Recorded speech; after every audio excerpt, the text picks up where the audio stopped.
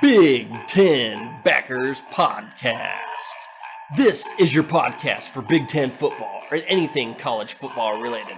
From Jim Harbaugh's shirtless escapades to Brett Bielema's hog-sized waistline with Ryan Day's beard dye and anything else in between. Big Ten Backers has the headlines from around the college football landscape.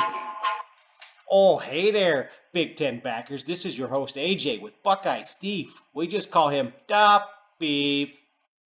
So, Beef, there's some new coaches that's been brought into the Big Ten. Notably, Matt Rule and Luke Fickell. So tell me, who do you think was a better hire, Matt Rule or Luke Fickell? Man, that's a dilemma. That is a tough choice. I can see how it can go anyway. And I don't like to toe the fence on topics like this, but with everything that Matt Rule has done, he brought Temple from the bottom of the bottom, maybe. Maybe you could say, like, Connecticut was worse. I don't know. Connecticut's probably the worst. But he brought them up, and then he went and transformed Baylor after that sexual harassment thing. Yeah, 9-0, 11-1 that year. Definitely had them smoking. But there's something that separates Fickell, and I think we really have to hit home on that and talk about that. Fickell got Cincinnati. This is the Bearcats. This is Ohio State's little brother. Got them into the playoffs. I mean, could you imagine if Ohio State had to play Cincinnati in the playoffs? That would be insane. Fickell got Cincinnati Bearcats to the playoffs. Yeah, I mean, if you look at the current landscape of coaches in the Big Ten, like Luke Fickell should be the third best coach, if not the second. He could be the second best coach. It's arguably second or third best coach in the Big Ten. I'd say third because Michigan made the playoffs the last couple of years. Yeah. But he is the third best coach by collegiate standards for the Big Ten. Oh, so you're saying you got Ryan Day, then Harbaugh? Yes. And then Fickell. All right, that's interesting. I mean, because the record versus just the playoff appearances. Playoff appearances. I mean, if that's we're what going matters. strictly by playoff appearances, yes. I mean, Franklin's a good coach, but he hasn't made the playoffs. He made the Big Ten championship once. Playoffs? We're talking playoffs? We're talking playoffs. Okay, but Luke Fickell has done more at Cincinnati than Franklin did at Penn State. So who else would be above him? Yeah, we take Fickell all day. We got to. Yeah, I guess I go with Fickell and then Matt Rule. It's like a 1A, 1B type of situation. Mm-hmm. The only thing with Matt Rule is does he stay? Because he usually rebuilds a program that's doing bad, builds into 11-1 season, and then he rides off into a new school or goes to the Carolina Panthers. Yeah, I mean, is he a Nebraska guy? It seemed like a progression type of thing to me.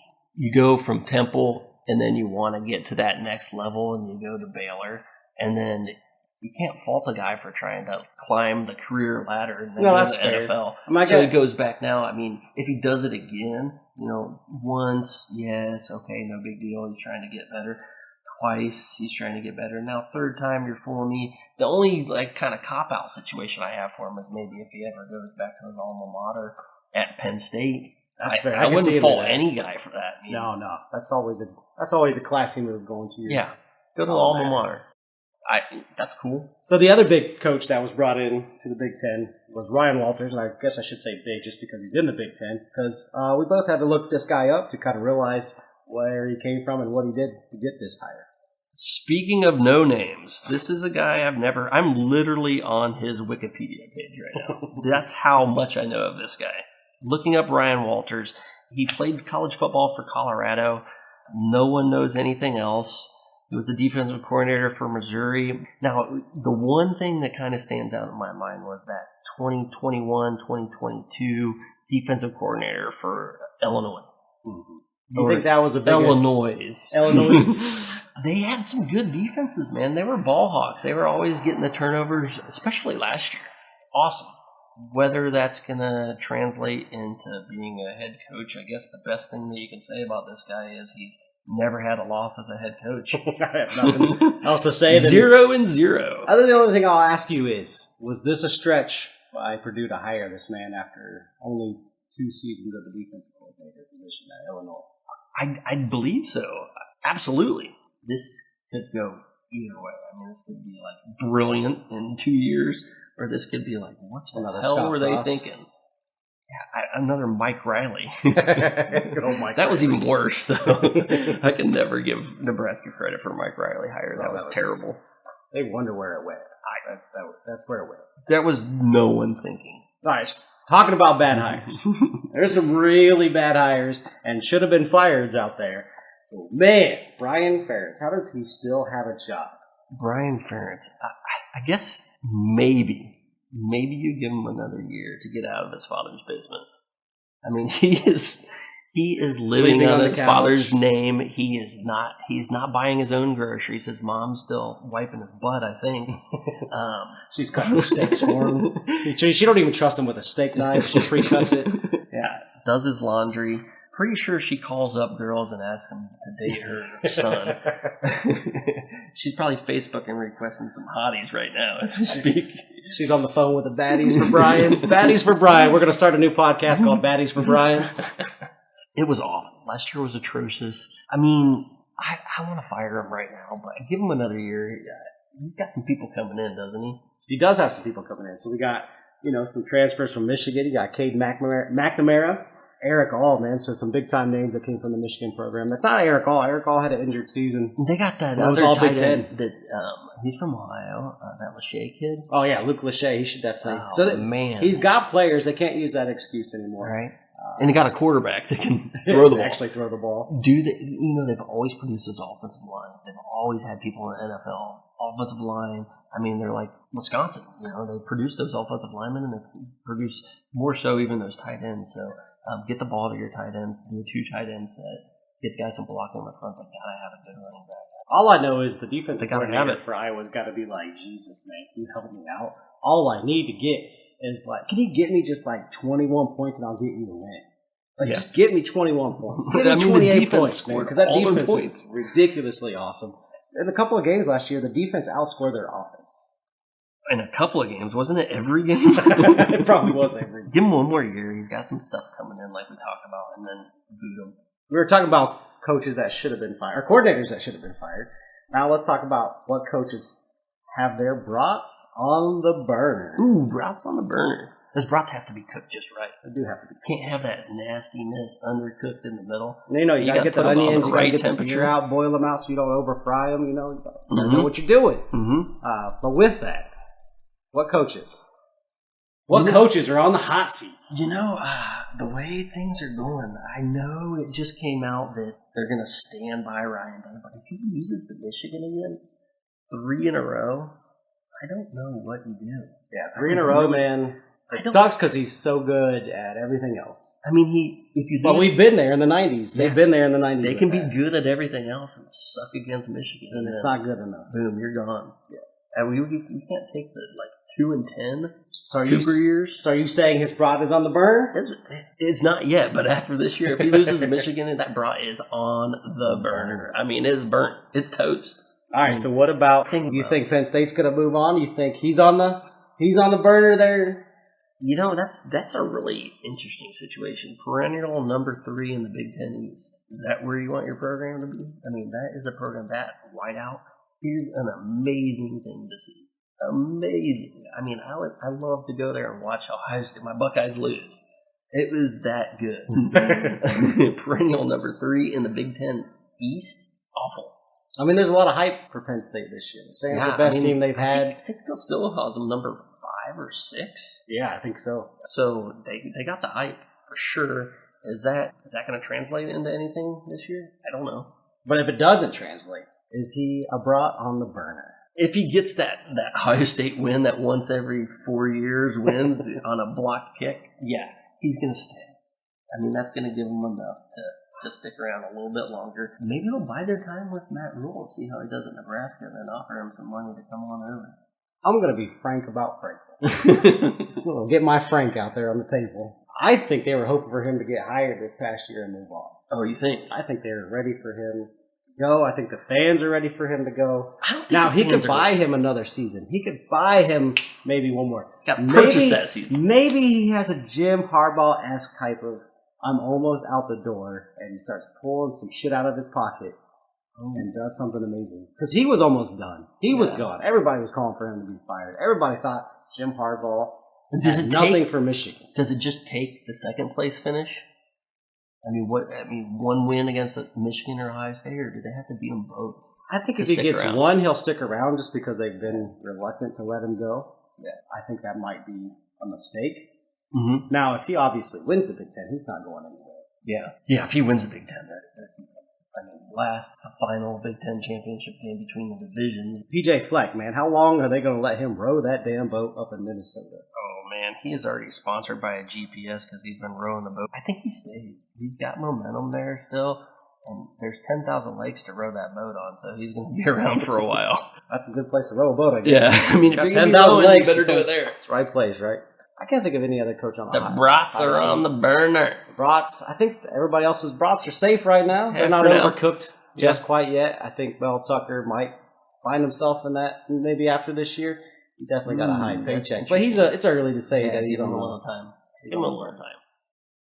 Beef. We racked up the prop bill. Time to make some money. Give us the mustard on our sponsor, NIL Fan Vote. So NIL Fan Vote, got to go check them out right now. They're an awesome company. They're going to be taking us to Minnesota for the Minnesota-Nebraska game. We got a day off, then turning around going to Charlotte for the North Carolina-South Carolina game, and then an immediate turnaround going down to Orlando for the LSU-FSU game. You got to go check them out. They are a NIL company for the average college football fan. So yeah, they take donations from the average college football fan. You can vote for your favorite college football player. Those donations go to your favorite college football player, and then they rack and stack them and show you who's the top NIL collector. Yeah, it's called the leaderboard. It's really cool. It's a great concept. So you can see where your player, your conference, your team stack up. It's something you got to go check it out. Go vote now. NIL Fan Vote. Don't forget about their social media. They're on Facebook. They're on Instagram. They're on Twitter. Now that we told you about our road trips, we're going to row our boats to the land of 10,000 lakes. This one is one of our Big Ten Backers Midwest Cornfest games of the week. Oh, yeah. But first, here are Brett Bielema's cupcakes. Oh, the cupcakes. And nothing like a little muffin top. A little muffin top. So Iowa, Michigan State, Michigan, Maryland, and Wisconsin taking them cupcakes, deep throating them like a blonde in a porno. Wait. Record. That's all I have to say about these games. If you want to watch it, if it's close in the fourth quarter, you come back later. And we spend enough time on these cupcakes. Don't even waste your DVR's time. I don't want to waste my breath. If there's anything good, ESPN, Fox will cover it. Go there. Yeah. Moving on. We'll post the highlights if there's anything good. All right, so we had a segment where we usually say big names but bad games, but this one is the opposite. This is a little name but a good game. Talking about Illinois versus Toledo. Phil Steele has Toledo top 25 right out the gate. Usually with a MAC team, you don't get that. They have to, show themselves before they, get some type of notoriety. So obviously Toledo's got something there. They could easily take this game, and I don't know if Bert's got it or not. What do you think? I know Brett Bielema's got Illinois in the right direction. Illinois. But he's got Illinois going in the right direction. They competed for the Big Ten West last year, which is, I guess, probably something you shouldn't brag about too hard. But, they were in competition. Yeah. Their defense is really stout. They pushed Michigan to a last-second field goal to win the game. That's true. So they're very tough team. They did lose their defensive coordinator. We talked about him moving on to Purdue to become the head coach. Yeah. But very interesting game for sure. Yeah, and Lovey's gone there. What's it been, 2 years? Lovey's been gone now. And I think he had something to do with that defense and with Mr. Walters. Ryan Walters, a name no one knows, again, is gone. So he did have an effect on that team. I could see Toledo winning, but I'm going to take Bert in his waistline. I want to take Bert. 2 points. Bert in the bellies to take a close one against Toledo. So, back to our big names. But bad games, West Virginia and Penn State. Penn State's coming in, probably the most hyped they've been in years, probably since 2016. Yeah, top 5, top 6. Yeah. Somewhere in that range in some of the preseason polls. Which is insane for them. Now, we'll see if they can live up to that. But West Virginia, man, they have been really bad for a little while now. They're projected to finish last in the Big 12. The best team with no national title, huh? Yeah, they're the winningest program without a national title. Wow. Yeah. That's not something you want to hold. Yeah. Exactly. Bottom feeders are projected to be the last place in the Big 12. And with all those new teams coming in, you'd think that they have, some type of ground to be ahead of them or, a little bit of a ceiling with all these other small schools coming in already. Cincinnati, Houston going to be better than them? Probably. Yeah. Probably. They are. Yeah. I mean... there's no reason to predict this game. Everybody knows who's going to win. People were talking a whiteout for this, so we had people posting on the NIL Facebook page, I believe. NIL Fan Vote Facebook page. They probably do need a whiteout for West Virginia just so they can actually win a whiteout. It's probably been a long time since they won a whiteout. So, why not? Yeah, I mean, when you play Ohio State, you're messing with fire, you're going to get burned. Yeah, another game, Big Ten game. I wouldn't say it's a game of the week or anything, but it's Ohio State at Indiana. It's at least two Big Ten teams going at it. What's your thoughts on this game? Firepower that Ohio State has. Let's see, breaking in a new quarterback. Saw C.J. Stroud when he was a new quarterback. He struggled in the beginning with a tough Big Ten team on an opener, so a lot of the same things could happen. There is the thing that Kyle McCord has been in the system for 3 years now, so he's throwing to Marv, his high school teammate. I expect some fireworks there. I mean, it's already there. They already have that connection, that innate ability to just know where he's going to be in space, where he's going to cut off his routes, things of that nature. They're already there. So yeah, and I think this is a good practice game. And I hate to say practice because it's probably a little bit rude to Tom Allen in Indiana, but it is what it is. Tom Allen has never really recovered since his pretty good start in the Big Ten. Yeah, LEO is no more. There's no more love. No more love for Tom Allen. That love. But I think it cocomes down to defense, man. Like, you got the $2 million man there. What's this defense going to look like? You have a lot of talent all over the field. You got young quarterbacks that are coming back everywhere. Yeah, you have good linebacking core. I mean, defensive got people ends transferring in that are studs. So yeah, Indiana's probably going to get the break speed off of them pretty bad in this game. I think the biggest thing to note is, one, is Kyle McCord. Is he what everybody says he is? Is he the real deal? Is he the real deal? Is he going to start? Do you think? Is Jim Knowles the real deal? Yeah. Because you can't give up that many points to Indiana with his defense. Put your money where your mouth is. If you're going to be worth $2 million, you better show it to me. All right. Yeah, I think that's about all we need to talk about that game. It's going to be another blowout. Catch it on ESPN. What about those week 0 games? Oh, those week 0 games? A whole lot of nothing there. What? I almost threw up. What'd you say? Well, there is one. There's one to mention. Navy, they are playing at Notre Dame. I think you really... At Notre Dame, it says on the schedule. In Dublin. In Dublin. I mean, you probably love this rivalry game if you're 70 years old and maybe won 3 national championships in the 40s, Well, they'll probably have it on the pubs there in good old Dublin, right? Yeah, they're going to have it on the pubs for sure. Because, when I think American college football, I think Dublin. And when I go to Dublin, I think American college football. Oh, yeah, yeah. Like, there's no doubt. Like, there's no... Could you imagine? Can you turn the football on? Yeah. Soccer? Football?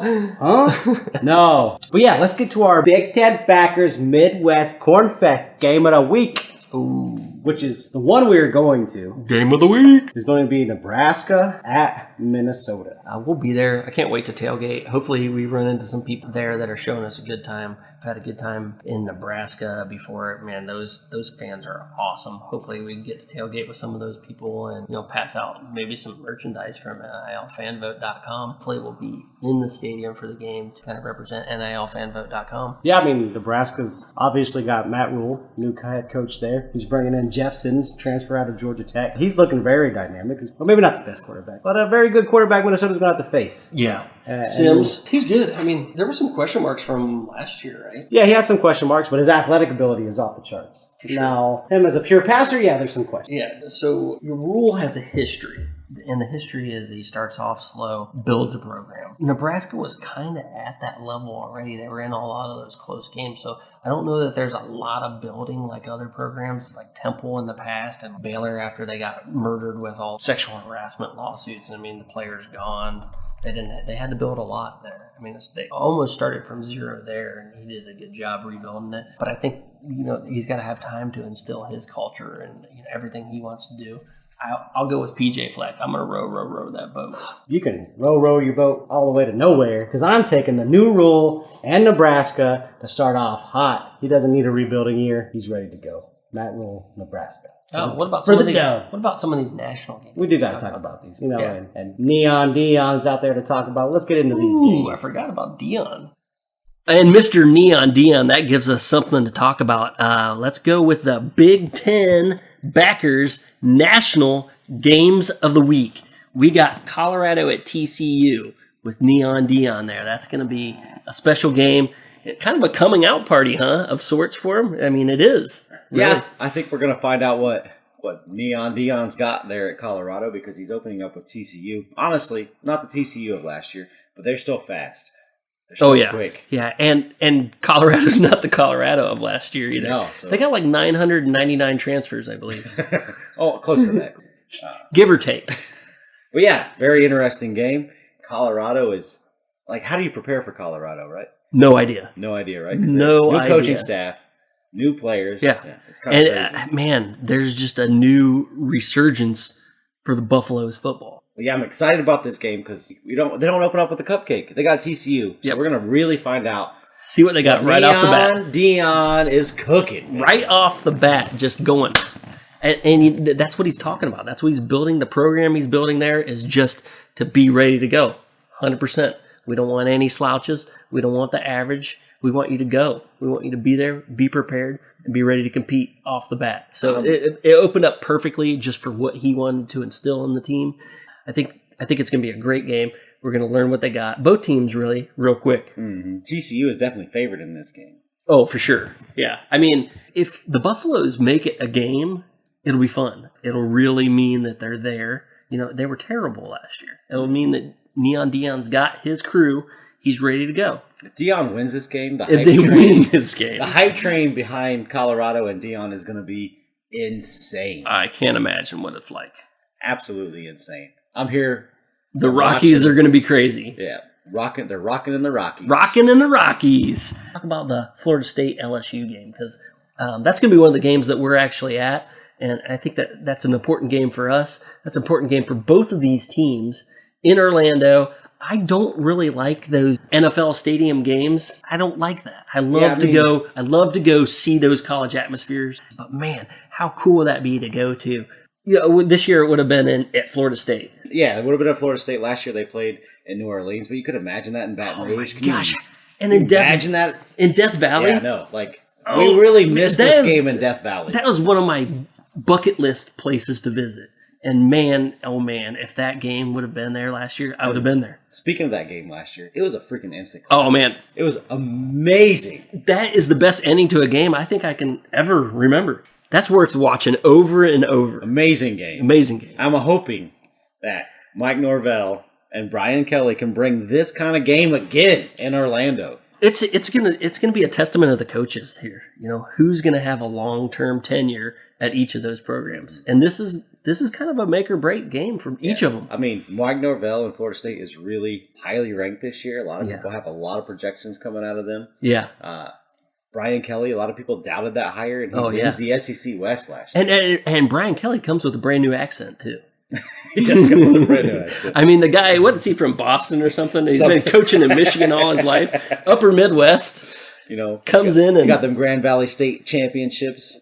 Yeah, and I think that's where he first developed his Southern accent in Grand Valley State. I mean, that's what he years is in Grand Valley State. Then he goes down to the Chippewas. Yep, he went to Did he make it to the Chippewas? Was that Central Michigan? Yep. And then after Central Michigan, he comes to Cincinnati. Cincinnati. I think he was one of the first coaches to make Cincinnati good. Yep. And He's after kind he of the left, one who turned it into the cradle of coaches. after he left, they struggled for a while. Tommy Tuberville was there. Yeah, now he's in Congress. That is weird. Yeah. Tommy Tuberville. He didn't do so well there. Finally, they landed on Fickle and had a great run. Maybe he learned to dance with recruits at Cincinnati like that. I don't know. Notre Dame. But now he's dancing in Baton Rouge, talking weird. Yeah, speaking of Mike Norvell, he's, like I said, he's got Florida State pumping. There might be one reason why Neon Dion doesn't coach his alma mater, and that is because of Mike Norvell. Now, if Dion goes nuts, starts winning big time in Colorado, What if Mark is doing his job? what if Norvell starts losing? Then you Is make he that there? phone Is call. that happening right away? Do you think Dion goes? I think that's hard because Mike's got that pressure on him. Yeah, Because- right away. Yeah, right away. Because if he has a mediocre season and Dion's pumping it in Colorado, you're going to make that call. Oh, and then Miami is on the up too. So I mean, other ACC Well, members are I starting. wouldn't say they're on the up, but you know. At least they're recruiting well. It seems like they're on the up. I mean, they got all the pieces in the puzzle, and they got a coach that knows how to win. He did it in Oregon, and then we go to our next game. We got Florida, Utah. Florida and Utah. So you got Billy Napier, Graham Mertz transferred from Wisconsin. He was supposed to be the first quarterback that Wisconsin had, but it didn't work out too well for him. Now he's down in Florida. Obviously, Cam Rising, man. Like, of all these quarterbacks we talk about in the Pac-12, Cam Rising has won the Pac-12 the last 2 years. That was a classic game last year between Utah and That was a Florida. great game. Florida is actually leaving the South in an opener. for the Not only season. leaving the South, but they're heading out west. Way out west. I mean, Utah is not an easy place to play anyway. No. Number one, and open the season. You don't even know what you got yet, and you're going all the way to Utah to play a game. That's pretty impressive. We also got another one that we wouldn't need to talk about before we get too deep into the Florida-Utah game. The South Carolina-North Carolina game. Another game we're going to be at Duke's Mayo. We got Mac Brown and we got Shane Beamer in this game. Man, Shane Beamer. What a season last year. Mm-hmm. So, man, South Carolina's a hard place to win. It is. I mean, no one's really been able to do it. Steve Spurrier was there and still never had great success No. for as good of a coach as he was. They're good. They're like the Purdue. You're right about that. Overall, they can't figure it out. Like Spencer Rattler, man, he is hot and Cold. I feel like he was just one of those players that everyone thought was going to jump off the charts immediately.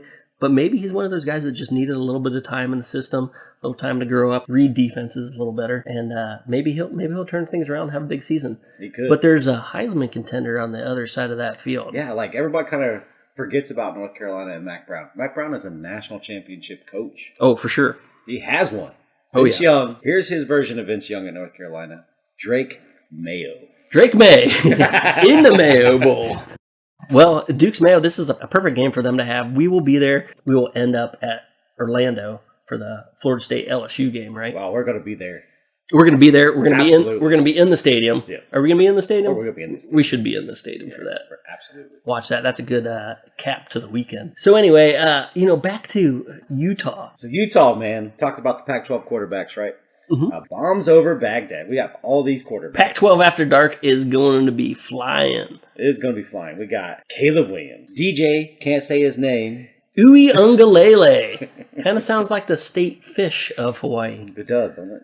Humu Humu Nuku Nuku Apua'a. I always think of the little miniature guitar every time I hear his name. Ukulele. And not to get R-rated, but we probably should talk about Bo Nix and the Penix. Don't Google either one of those. Yeah. If you're on your personal computer, that's okay.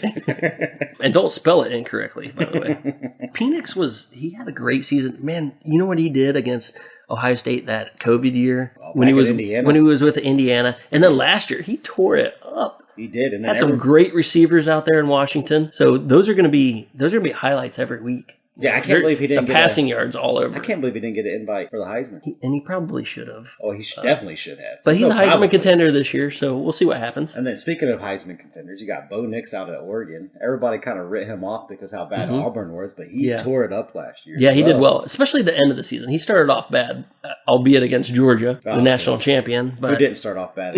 He has a chance. He does have a chance. And he was. I don't know that we'll get to any of these Pac-12 He was games, ESPN top 10 almost every week. Oh yeah, I would love to go to Oregon, see Autzen Stadium. A lot of people blame DJ for Clemson's struggles. Now he's out at Oregon State. Mm-hmm. Oregon State is a State's a surprise sleeper team. Wow. Yeah, sleeper. And team. they're not even classified as a sleeper anymore. And I think one thing they were missing was the quarterback. And if DJ can turn it around, boy, watch out for the Beavers. Man, that is a good setup there. It is. We talked about games that we want to see. Yes. I want to do a make-believe game that I wish was happening. Oh, what is that? The Gamecocks versus the Beavers. Give me the Cox versus the Beavers. Give me the Cox versus... Another thing not to Google. Cox versus Beavers. That is not something you want to Google on your work computer. I just want to hear the see the game day signs for that? Yeah, the game day signs would be amazing. The dialogue would be... Even just like a helmet, cover up your Cox when you're playing the Beavers. We have all these good games, but the next thing that we come to really in this week's schedule is where the buns are bigger than the burger games. we have a few of those highlighted. You know that moment when you bite into the rest of the meat on your burger and you have nothing left but the bun? It's an awful feeling. Sometimes there might be a little juice left over from the ketchup, the pickle, and the cheese, or maybe the Duke's mayo. But you got to finish it because you're there. You have to eat it, but if there's nothing on there, you want to just throw it away and give it to the dog. And these are the games we're going to talk about now. So those games would be Georgia Tech and Louisville. You got anything to say about Georgia Tech and Louisville? Well, Georgia Tech was awful. Louisville actually, I think, could be a surprise team in the ACC just because they have an easy slate in the ACC. Yeah. They have a pretty tough out-of-conference schedule. But as far as the ACC, their schedule is pretty easy. I think the biggest challenge is probably going to be Miami. But who is Miami? They look good on paper, but they never look good on the scoreboard. And so the next game we have Washington and Boise I've talked about Bo Nix a little bit. Yeah, this isn't Boise State versus Oklahoma. This is a different Boise State team. They're obviously talented enough to push some teams. They could probably push Washington to the brink, but I'm taking Washington all day. Oh, yeah. Give me the with Phoenix. Give me the Please Phoenix. Give me the Phoenix all day. Give me the We have Tennessee and Virginia as well. Yeah, I think this is interesting because Tennessee had a glorious season last year. Yeah, and they don't have their quarterback, but they have Joe Milton, who can throw the football over the mountains. Supposedly he can be on his knees at the 50-yard line and throw it past the goalpost, but, He can throw it over the Rockies. I just wanted to say on his knees. And Phoenix at the same time. But yeah, very interesting game. Obviously, Virginia has not been good at football in forever. Our sponsors might pull our license for this R-rated commentary here. Sorry, NIL fan vote. But yeah, these are our buns are bigger than the burger games. We've got Georgia Tech at Louisville. If you have nothing to do, check on these games. Maybe they'll be entertaining. Probably not. Tennessee's going to blow out Virginia. Washington and Boise State's probably the better game of these three. Sure. But I'm taking Washington. Yeah. I mean, it might be fun to watch Tennessee hosting Virginia just because we want to see if everything from last year translates back. Just seeing what they got with Joe Milton And spreading the ball around. And Heupel, man, he's offense pumping. So if you want to see some And high-scoring Heupel- game, let's tune in to Tennessee versus. And Heupel kind of looks like Bobby from... Dang it, Bobby. From King of the Hill. He looks like Bobby. And we have that posted on NIL's Facebook page, NIL Fan Vote Facebook page, if you want to check that out. Check out the page. And we have it on Instagram. We have some funny stuff on there. We have good college football content. All of our national games. There are plenty of cupcakes. We're not even going to get into those. And until next week, we'll see you. Big Ten Backers Podcast. Follow our sponsors at NIL Fan Vote on Instagram, Facebook, Twitter. Also visit the website, nilfanvote.com. Oh, no Midwest goodbye today.